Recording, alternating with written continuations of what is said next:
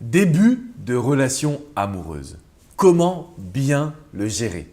Bonjour à toutes et à tous et bienvenue dans cette minute coaching. Je suis Alexandre Cormon, votre conseiller sentimental depuis 2007. Et dans cette vidéo, je voulais répondre à la question de comment bien gérer son début d'histoire. Parce que très souvent, vous rencontrez des personnes qui sont tout feu tout flamme et malheureusement, la relation se termine comme un coup de foudre passionnel et vous vous retrouvez quitté alors que vous vous aimiez comme des fous quelques jours ou semaines auparavant. L'idée pour bien avoir un début de relation qui est stable, c'est premièrement de garder sa vie d'avant. Ça veut dire quoi? Ça veut dire que quand on rencontre une personne pour qui on ressent des sentiments très forts, on a envie de tout abandonner. Ses amis, on les met de côté. Ses passions, on les repousse. On oublie même d'aller au boulot. Et on se retrouve dans une situation où on ne jure que par la personne que l'on vient de rencontrer. Pourquoi c'est pas bon?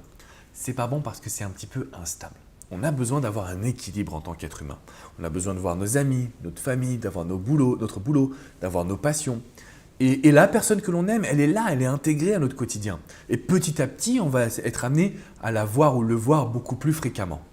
Mais si vous mettez tous vos œufs dans le même panier tout de suite, ça va créer des tensions. Ça va créer une surcharge émotionnelle qui sera compliquée à gérer. Donc le premier point, c'est de bien équilibrer sa vie. Le deuxième point, un début de relation, on est très attaché au moment présent que l'on va vivre avec la personne. Par exemple, si vous partagez des superbes activités, vous allez vous dire « c'est lui ou c'est elle qu'il me faut, c'est sûr ». La problématique dans cette dynamique, c'est que vous n'allez pas apprendre à connaître la personne. Vous allez tomber amoureux ou amoureuse du moment que vous vivez. Et ce que je veux vous transmettre dans cette vidéo, c'est l'inverse. Je veux que vous arriviez, pendant ce début d'histoire, à tout savoir de cette personne. Alors, ce n'est pas sous forme d'interview comme au FBI, mais c'est plutôt de vraiment connaître son enfance, ses valeurs, ce qu'il ou elle aime, ce qu'il ou elle n'aime pas, ses goûts musicaux, ses goûts cinématographiques, son plat préféré, sa couleur préférée.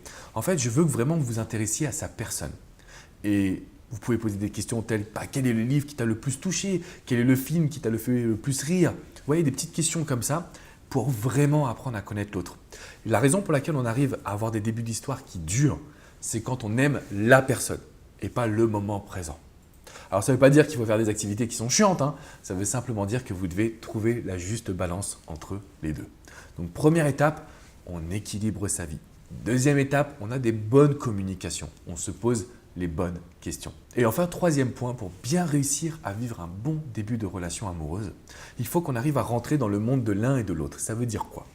Ça veut dire qu'il faut faire des activités et que vous découvriez la vie de l'autre. Par exemple, si je sais pas, vous êtes fan de peinture, peut-être que vous allez l'amener dans une exposition et vous allez lui transmettre votre passion. Si lui ou elle, au contraire, est plutôt fan de sport à sensation extrême, peut-être que vous allez faire un karting ensemble.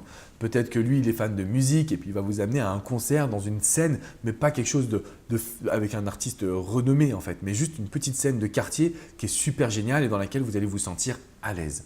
Ce que je veux dire par là, c'est qu'il faut transmettre des émotions à la personne avec qui vous êtes au travers d'activités que peut-être il ou elle n'a encore jamais réalisées. Voilà mes conseils pour bien débuter une relation amoureuse. Vous le voyez, je suis assez partisan de contrôler ses émotions, de ne pas trop s'emballer tout de suite. Ça ne veut pas dire qu'il n'y a pas de coup de foudre ou coup de cœur. Ça veut simplement dire que c'est génial, c'est une belle période et qu'on veut la faire perdurer. On ne veut pas s'abandonner et perdre de vue son équilibre émotionnel et personnel. Si vous avez des questions, bien évidemment, c'est dans les commentaires juste en dessous. Je me ferai un énorme plaisir de pouvoir vous répondre. Je vous invite à mettre un petit pouce bleu, synonyme que vous avez apprécié cette vidéo. Et puis de mon côté, je vous dis à très bientôt sur alexandrecormon.com. Mais avant toute chose, n'oubliez pas de vous abonner à cette chaîne YouTube parce qu'on a créé la chaîne numéro 1 du bonheur en amour et du développement personnel en France. Et ça, c'est grâce à vous. Alors participez, grandissons tous ensemble. Je vous dis à bientôt les amis. Ciao, ciao.